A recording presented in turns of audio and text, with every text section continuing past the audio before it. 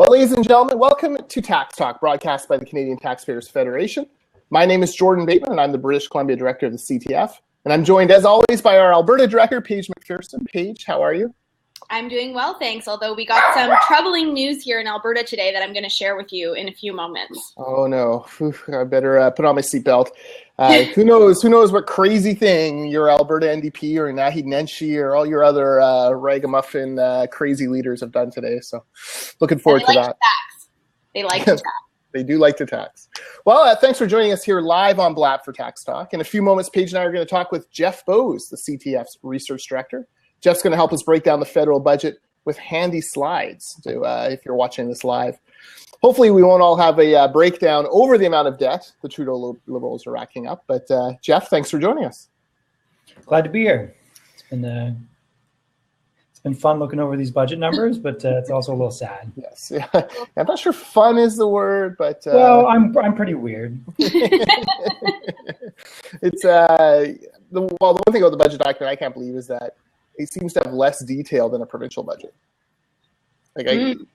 Yeah, on how programs are actually working, there's almost nothing. There's a lot of narrative in there, little stories about people that have nothing to do with kind of the plan for the economy, but there's very little details on what the programs actually are. Yeah. I mean, BC, you get folders and folders of information on, every Crown corporation, every ministry, what their goals are, what their numbers are, and all that. And I went online to look at the federal one and was, I guess I shouldn't be surprised, but was surprised not to have that level of details. But we will dig into that. Lots of ways for everyone to connect with us. If you've joined us here live, make sure to subscribe to our feed to keep track of all our shows. Give us some props, especially Jeff, because, he's doing the hard work of actually reading this budget for you. The least you can do is give him a little high five. You can comment in the sidebar, tweet us at Jordan Bateman or at Paige McP or at JBose2. You can even click call in to ask us a question live on video. You can type questions into the sidebar, all that good stuff. The Canadian Taxpayers Federation, we're a nonprofit, nonpartisan advocacy organization dedicated to only three things: lower taxes, less waste, and more government accountability. That's what drives all of the communications, research, and advocacy work we do. Please visit our website at taxpayer.com. You can see what Paige, myself, and Jeff have all been working on. You can also see what Carl, our new Quebec director, has been working on as he digs into a Quebec budget that recently came out. If you're listening to this later as a podcast or recording, we still want to hear from you. You can check our website at taxpayer.com, email us at bc.director@taxpayer.com, or search for us on Facebook. We're at taxpayer.com. You'll notice a trend. We love taxpayer.com. All right, Paige, what's new? Well, here in Alberta, we know that the government is facing a big budget deficit. They've been sort of floating this number of about $10.4 billion. Excuse me, $10.4 billion, just operational, not including infrastructure spending. And so with our budget coming up on April 14th, the big question is, how are they going to fill that, right? What are they going to do to try and get the deficit down? What's it going to look like? And there was a budget leak that surprisingly made its way to, it's a music radio station here in Calgary, not a news radio station, but they got a leak from the budget. I guess they knew somebody. And it turns out that the NDP is going to be bringing in what's called a daylight savings tax. Oh. People heard of daylight savings time. Evidently, the NDP government has sat around and thought, okay, what could we tax next? We've already raised taxes on income, on businesses. Now we're going to start taxing carbon emissions. What else can we tax? And I guess they've decided on time. So this tax, for somebody who's making $20 an hour in Alberta, is going to cost them about $4 a day. So ramp that up to the average salary in Alberta, and it's going to cost over $1,000 a week, bringing in for the government about $2.5 billion a year. And what they say is that it's revenue neutral, because once daylight savings time ends, well, they're gonna stop the tax. So you only have to pay it during daylight savings time. But of course, daylight savings time is most of the year, definitely more than half. So it's really not revenue neutral, just like their carbon tax, trying to sell it as revenue neutral. And so that's the latest news that's hit the airwaves here in Alberta. Wow, this is shocking news, really. Although I guess not really. I mean, Rachel Notley has found lots of ways to tax things, and now I guess the NDP has decided time is of some sort of value. And he's going to tax that. What are the wild roads? What's Derek Fildebrandt, the finance critic, saying about this? He can't be happy. Well, the leak just came out this morning, so we haven't heard from Wildrose. I know that there was a PC MLA on that radio station, Richard Godfrey, slamming the tax as well, saying this is just outrageous. From our perspective, I don't know where the government got the idea that Albertans have an extra $1,000 lying around per person that they'd like to hand over to the government. This is just ridiculous. And what's funny is that this is a budget leak as opposed to the deficit, which is, the number, that $10.4 billion number, the government's actually floated that. So we can assume that actually this tax is not even going towards reducing that deficit, that deficit is on top of this new $2.5 billion tax. So it's quite remarkable.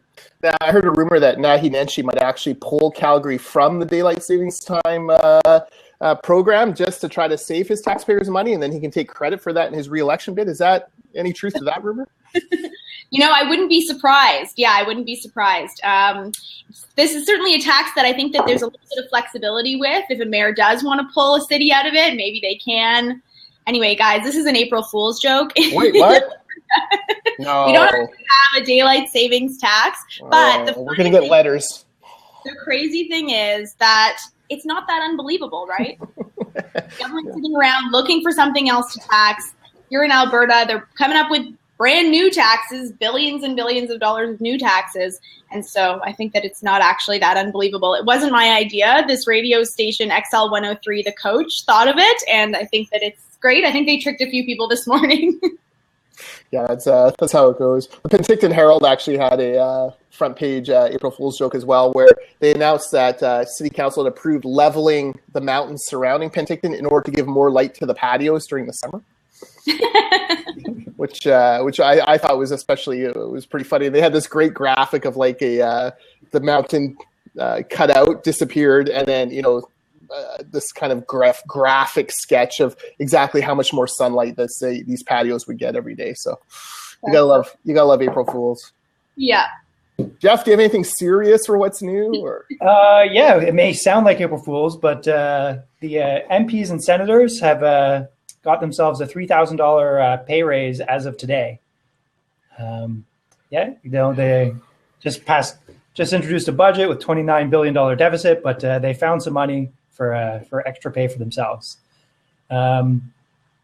Yikes! That's really not a fool's joke. I saw that headline this morning, but that's serious. It's true. It is. The rate of the pay is like legislated. It's indexed, but they have the power to legislate. A pause to it, as was done during the last recession. And the Liberal government keeps talking about how difficult the economic times are now. It's clearly time to do the same thing. Mm-hmm. British Columbia has the same legislation, CPI or something like that. It goes up by every year, but they have frozen it since 2008. So the MLAs in BC have not had a pay raise in 6 or 7 years. Now, at some point, they're going to give themselves, they'll release that, I'm sure. But, at least he had those 6 or 7 years without it. But these MPs, did I read correctly that cabinet ministers now are making $250,000 a year or something, and the prime minister is at $340,000? Is that a lot of money? Prime minister would be around $340,000. What would cabinet ministers be at? I think I saw that Rona Ambrose was at $250,000, and I think that. So MPs get paid a base salary of $170,000 a year. The prime minister gets double that. And then the speaker and leader of the opposition and ministers all get an extra $80,000. Yeah. Should our MPs be approaching the 1%? It's a question that I'm sure lots of people have different opinions on. Well, they've got to be top 5%, right? Yeah, they're in the top 2 or 3 for sure. Oh, yeah. Look, the average household income in the Lower Mainland, which is obviously a fairly wealthy place, it's only about 80. Yeah, and that's the top 10%. Like, if you want to be in the top 10% in Canada, you need to make about 80 individuals. Yeah, it's crazy. So that's, so when you talk about the 1% or the 5%, and I mean, it's funny because some of these MPs and other politicians are people who talk about these things, about how it's so damaging, and then, quietly off to the side, their pay stubs revealing that they're in the top, whatever it is, 3% of Canada. I mean, that's pretty remarkable. And a good thing to keep in mind here is it's also a $3,000 pay increase to senators. Excellent. That's thanks for that great news, Jeff Bowes. Yeah. Can drop by anytime the Tax Talk podcast and ruin our day. That's great. Yeah, I'd rather the daylight savings tax. Yeah. Look, I get the question a lot around city councils, right? Like, what should city councils be paid? Because there's so many different formulas. And my point is, look, there's no competitive market for politicians. It's not like an MP. We need to compete and pay them well so they don't go and cross the border and run as a congressman in America. Like, there's no competitive. If you're a Kamloops city councilor in British Columbia, you're not going to go run in Kelowna because they pay you $10,000 more. And if you are, great, I'll drive you to the airport. Like, let me take you there. I'll sign your nomination paper. I mean, there is no competitive market. So when a Vancouver councilor compares himself to Calgary or Saskatoon or Toronto, you kind of laugh, right? Like, what are you talking about? Are you going to go run in Toronto? Or are we losing politicians to Toronto because we're not paying them well enough? Of course not.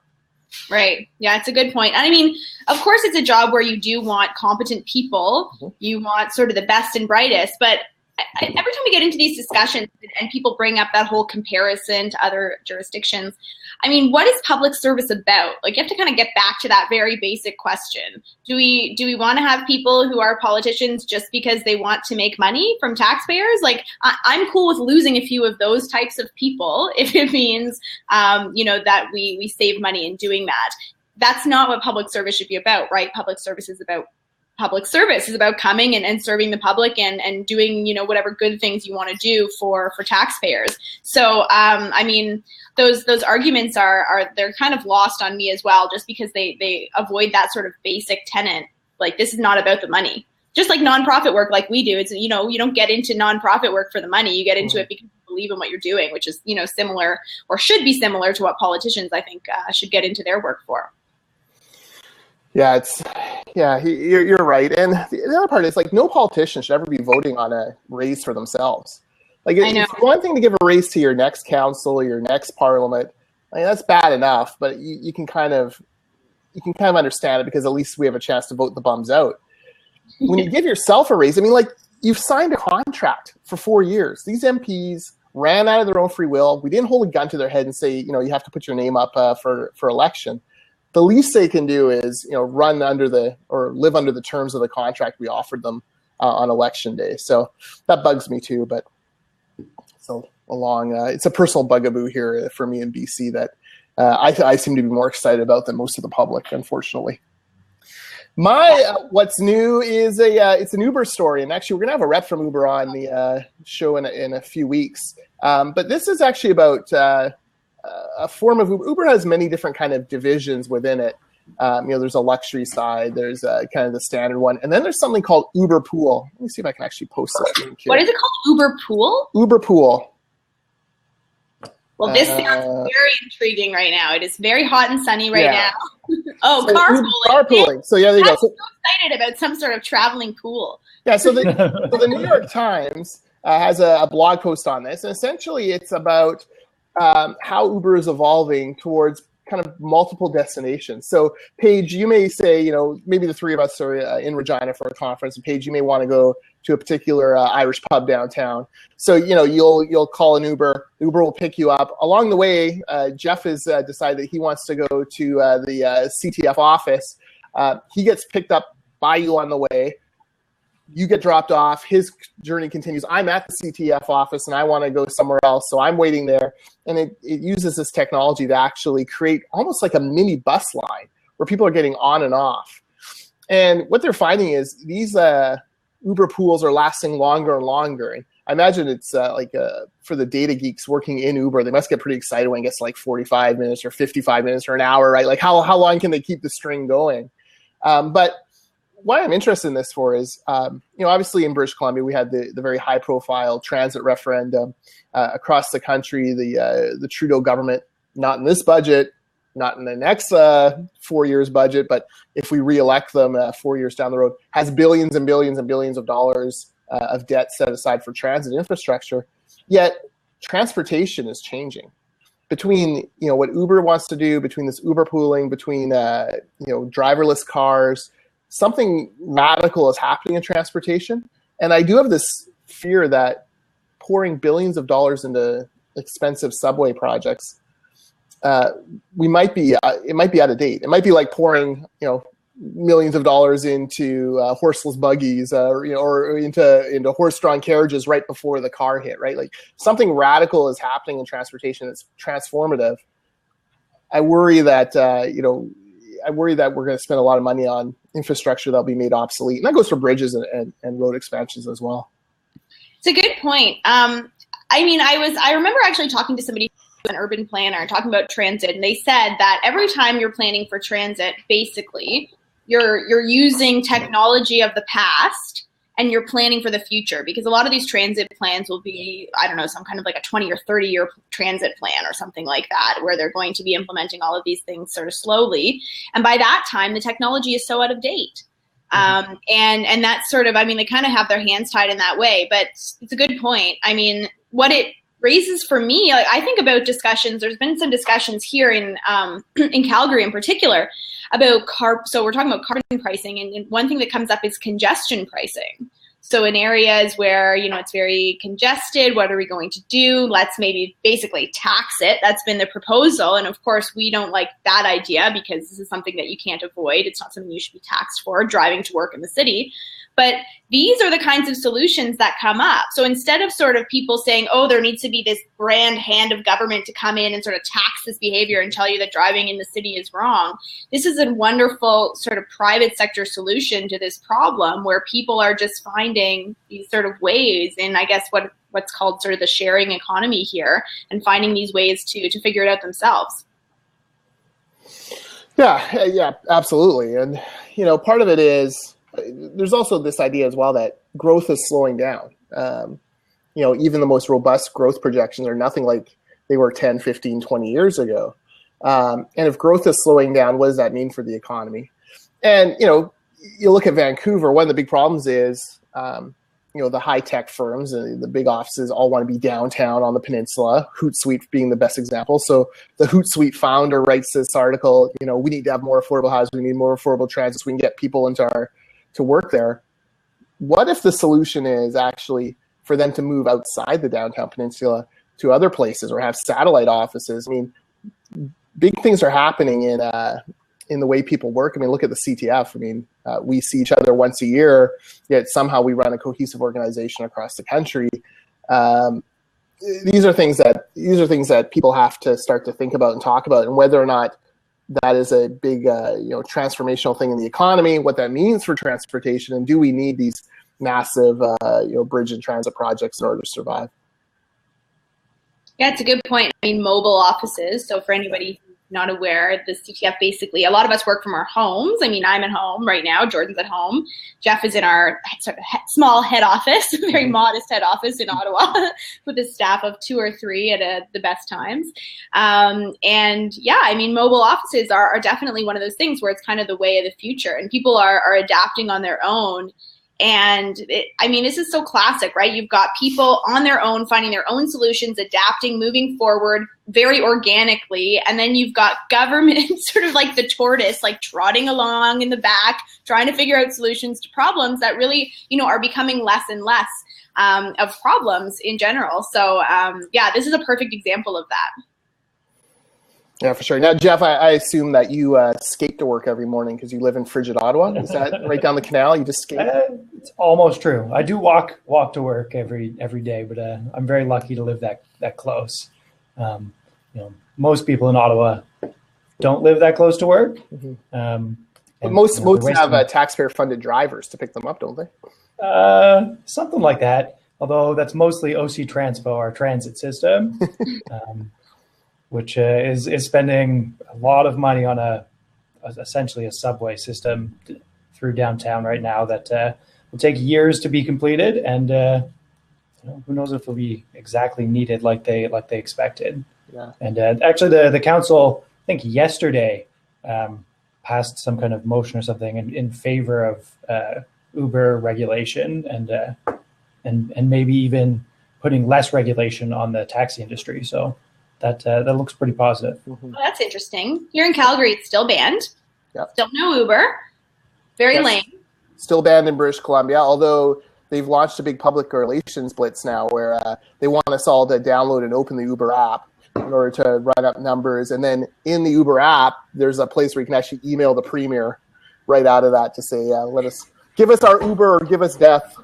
Yeah, that's awesome. I can't even really think of what it's like to live in a city without Uber. Like, I use it all the time. Really? Yeah. So, like, like weekly, like every week, daily? I would say every week. I'd probably use it at least once. Yeah. It's so much cheaper and more convenient than a cab that sometimes you do it rather than driving, do it rather than walking. Like, it just for work and social stuff too. Like, mostly social stuff. Basically, if I stayed after work to do something social, then I probably wouldn't walk home. I'd grab an Uber. Wow. There you go, Paige. Future world. Paige, it's like looking into the future in Ottawa. There, I know. Us poor Westerners with our restrictive government bureaucracies choking out the tech entrepreneurs. And it'd be so wonderful to have here in Calgary, because Calgary really is. This is the first time I've ever bought a car, is living in Calgary, because it really is a bit sprawled out, and it's just a large city. So it's not as walkable as other, places like Halifax or even Vancouver. Vancouver's a little spread out, but you really need a car here. So in cases where where you need to take a cab or something, we've got the same problems that every other city has with cabs. It would be just such a wonderful city to have Uber in, because you really can't walk from point A to point B, especially if you're doing social stuff, unless you live right in the downtown core, which very few people actually do. So, it would just be so great. But it's also it reminds me of this argument that governments have, local governments especially, and particularly here, about sprawl, how they're against sprawl and how they really want to push for more density, and everybody needs to live, work, play kind of downtown, and that all on top of each other.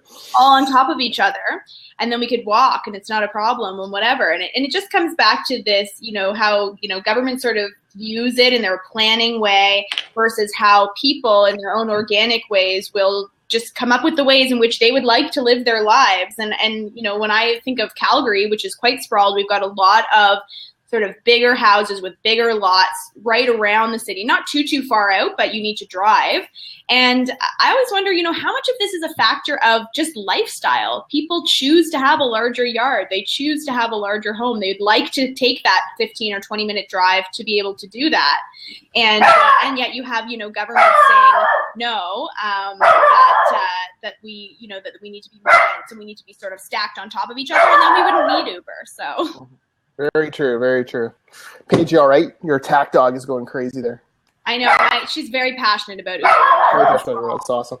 Well, let's switch gears and talk federal budget. Jeff, I know you have some slides, so if you're watching this on video, you can actually see those in a few seconds. Why don't you run us through, give us Budget 101, and then Paige and I will start lamenting debt and asking about that.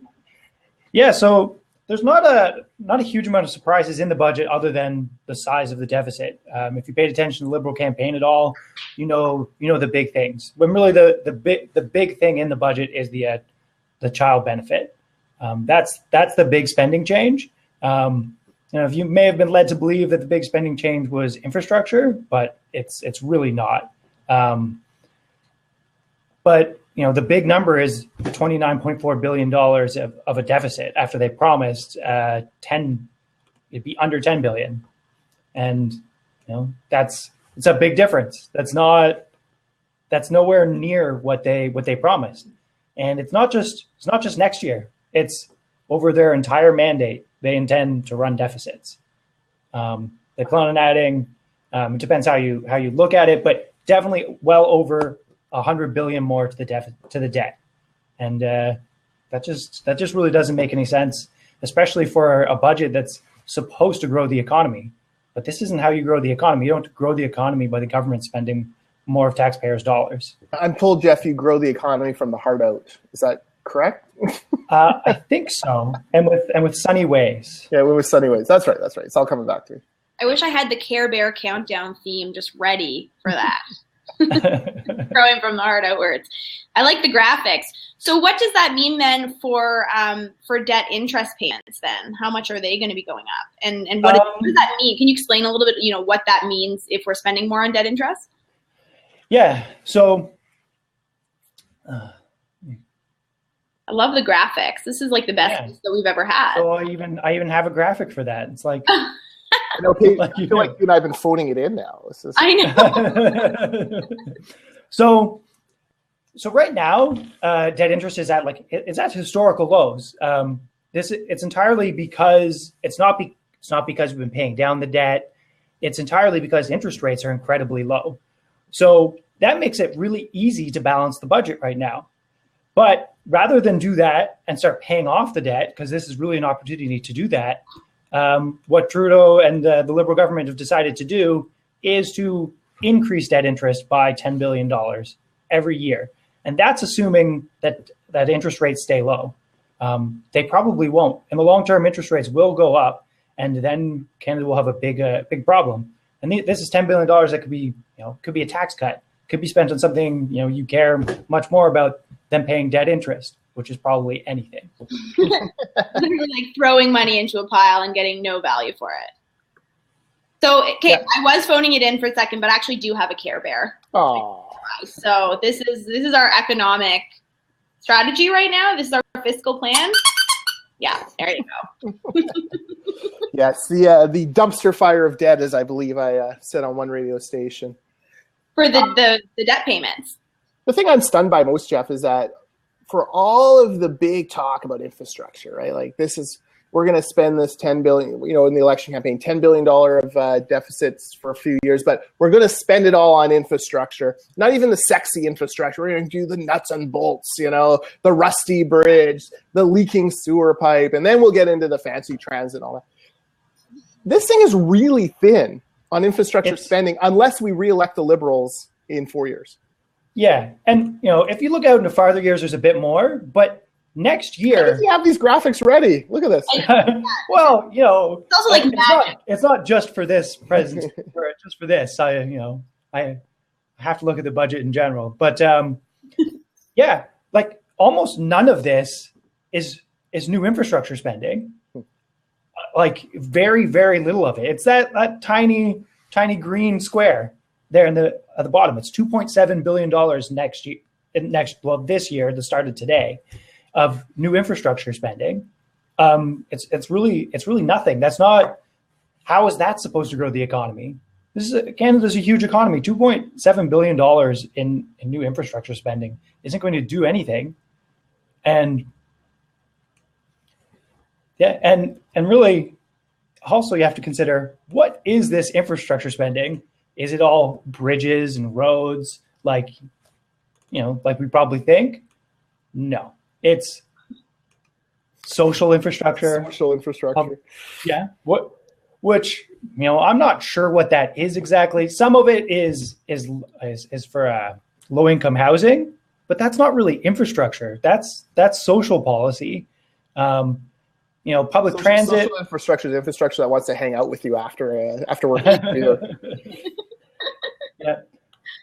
Public transit, that actually sounds like infrastructure to me. That and then green infrastructure, that can be anything. So there's not a lot of information, not a lot of specifics under these categories as to what this stuff is? No, there's very little information about exactly what they're going to spend this money on. And next year, like there's really, it just isn't very much spending on this stuff. That's not what caused this deficit. It's not because they're, as they say, investing in the economy. They're spending. Yeah. So what's the deficit? Like what are we paying for here? Or what are we not paying for until later? So the biggest expense is the Canada Child Benefit, which is going to cost an extra about $4.5 billion. And, you might like that policy. It's giving money back to taxpayers. That's great. But we can't afford it. The money's not there. So they're spending it with it. And, it's not really tax cut. It's a deferred tax because you're going to have to pay that tax later to pay down that that debt that you're incurring because of it. Yeah, Isn't there like a cruel irony there in having like a child tax credit, like it's for the kids, but P.S. kids, you're going to be the one paying for it later. It's actually for your parents right now. Like that's what what it comes down to, right? You're racking up this massive deficit. You're racking up the debt. Who's going to pay for that later? Somebody's going to have to. And at that point, like you said, Jeff, the interest rates might not be so low. So there's probably some kind of a cruel irony in there in saying it's for the kids, but they're going to be paying for it. Yeah, it's really over. This one's probably a little less clear than most of my other graphics, but this just shows spending from now to the end of the Liberals' budget plan. And the bottom line there is what it would do if it just followed GDP growth and population growth. But they're increasing it dramatically above that to start with, and that's been the problem in general. Is spending has been increasing too fast, and it's not just the Liberals. Here's starting with the Conservatives. That's what the Conservatives have done with spending.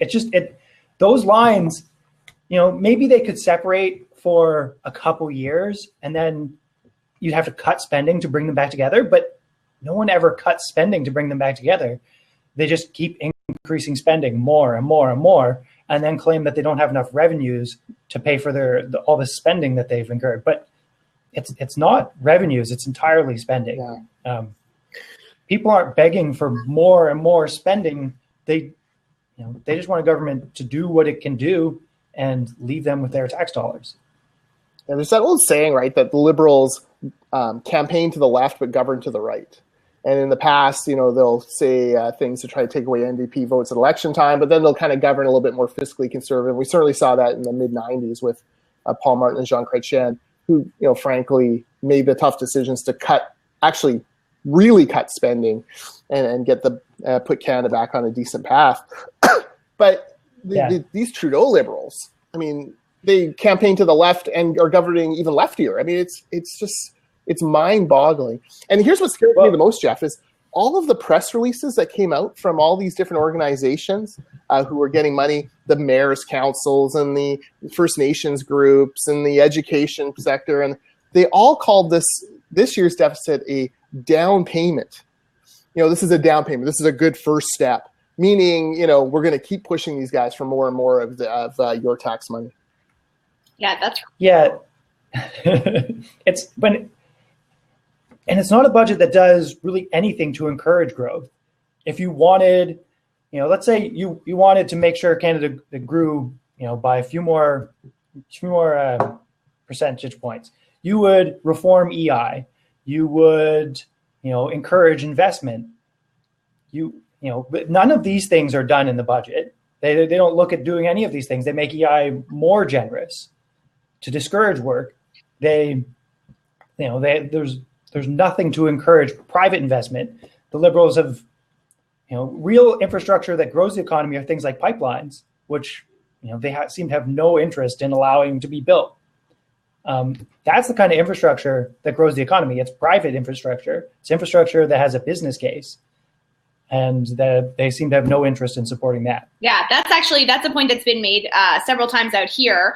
Oh, great. He's coming and saying, don't worry, Alberta. I know your economy's lagging. We've got some really great infrastructure funding for you guys. We're going to put everybody back to work. There's some, very small EI changes, whatever. So if you're not working, you'll get money. And people are saying like, okay, this is, great, fine, thanks. But we need the infrastructure that's really going to help us is pipelines. What we really need is to get our oil to market. And that's going to, kickstart the engine of the rest of the economy too. So it is, it's disappointing that definitely for Albertans that there's crickets when it comes to pipelines, right? You don't hear much at all, and certainly nothing really substantial out of the budget.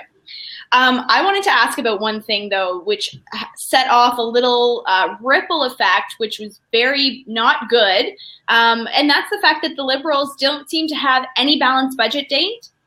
like 2 days after they came out and said, we don't have a date by which we're going to balance the budget, the Alberta government said, oh, us either. We don't either, by the way, guys. And we did previously, they had changed it. I mean, they had a balanced budget date. They changed it maybe 3 times here in Alberta since the campaign period last spring. And now they've completely thrown the balanced budget date out the window. And I think that it was very convenient timing because the federal government had just come out and said, we don't have a balanced budget date at all. And now you're sort of setting it up for the provinces, I guess, to do that as well. It's not good for any of them to do it. But I mean, what's the reaction been like in Ottawa, and what's this going to look like for taxpayers? Yeah, as you can see in this graph, the budget projects all the way out to 2020 to 21, the fiscal year. And every year up to then, the debt increases up to $733 billion. Wow. The first promise by the Liberals was, just that the debt to GDP ratio would go down every year, and that the biggest deficit would be $10 billion. That's way out. Debt to GDP is supposedly going to go down in like the last year of their mandate, but unfortunately, the reaction in the media hasn't really been that strong against this. We have a lot of work to do because there seems to be unfortunate support for deficits among a lot of circles right now, and that's something we really have to push against. Well, where this really becomes dangerous is if something bad happens, right? Like if there's a downturn, a real, true downturn in the economy, if oil continues to slump, if a global recession pops up, like it really eliminates your flexibility to respond to those kind of crises. Mm-hmm. Yeah, that actually brings up the one kind of somewhat bright spot in the budget. It's not, I guess, not a bright spot per se, but the budget may not be as bad as Liberals have made it look. And they've probably done this on purpose, that there's a $6 billion contingency fund in here. And having a contingency is fine. It's a good thing. It's good prudence. But the Liberals here have assumed essentially drastic economic damage is done in the next year in Canada. And that's probably not going to happen. They got estimates from the private sector for economic forecasts, and then they just lowered them dramatically. And that's how they got to this $6 billion contingency. The Conservatives often use $3 billion. I think they went down to $1 billion in their last deficit, the last budget. And the argument for that was the risk the economy already happened. Oil prices already crashed, so we don't need such a high contingency fund. And I think kind of politically, the Liberals are really know what they're doing here. What they're doing is making it look really bad right now. There's no election in sight, so it doesn't really matter. And if things go really badly, the numbers will maybe look like what they've laid out here. But if they go as economists are actually predicting, then these numbers will look much better and they'll take the credit. But they didn't do anything. They just assumed that the economy was going to be bad, and then it was as good as everybody thought it was going to be. So does this tie into because I noticed that they had some pretty conservative estimates when it came to the price of oil. Was that one of their? Yeah, that's one of the things. They assumed like $25 a barrel oil. In Alberta, the budget projections are so rosy in our October budget that we just had. We have another one in April. We like to do it twice here. But it was very, very rosy projections around oil prices. And I mean, just is not panning out in reality whatsoever. So I don't know. I mean, what do you think of this? Because you make a good point, but at the same time, don't we want them to budget conservatively when it comes to the price of oil as an example? Yeah, you want to be conservative, but you also want to be realistic. Well, what is the private sector saying it's going to be? What does the future market for oil say it's going to be? And then go a little below that. Don't go dramatically below, just to kind of politicize the numbers. And this all brings up another thing they did that, according to the budget, is what they had to do because of the accounting standards of the government. But they added about $3.5 billion to last year's deficit in new spending. And this is spending mostly on veterans benefits. and they said that basically these benefits had to be booked in the year that the change occurred. So therefore, it had to be put into last year. So that's part of the way they're making the Conservatives' surplus from last year disappear, is they're just adding more spending to it. Yeah. Here's my concern about contingency, Jeff. It's that these Liberals have shown no ability to say no to anything, to say no to any project, any special interest group. And, we know, for example, I forget what they budgeted for the missing women's inquiry, 25 million or something. We know those things always run 2 or 3 times whatever's budgeted. They'll never say no to giving that more money. They'll never say no to, a swing riding where there's a pork barrel project that needs funding. And, you give this kind of $6 billion, that can go pretty quick when you've got the prime minister in his sunny ways traveling the country, dishing out money wherever he goes, except, to Alberta where they actually need it. But everywhere else, that's my concern with this contingency is it feels like a slush fund more than prudent financial planning. I can definitely see that. And the way the budget cycle works is the budget itself really isn't how the government spends money. It's through the main estimates and supplementary estimates. And later in the year, they can just increase spending if they want to.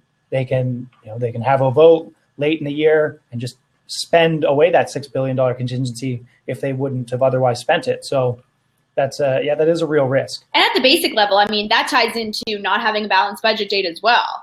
They've got nothing they're tied to, right? They've got nothing they have to stick to. So if they increase spending and the deficit's bigger, who cares if it's bigger? We said that there's going to be a deficit. And it's the same thing with, their campaign this time. Oh, it's going to be $10 billion.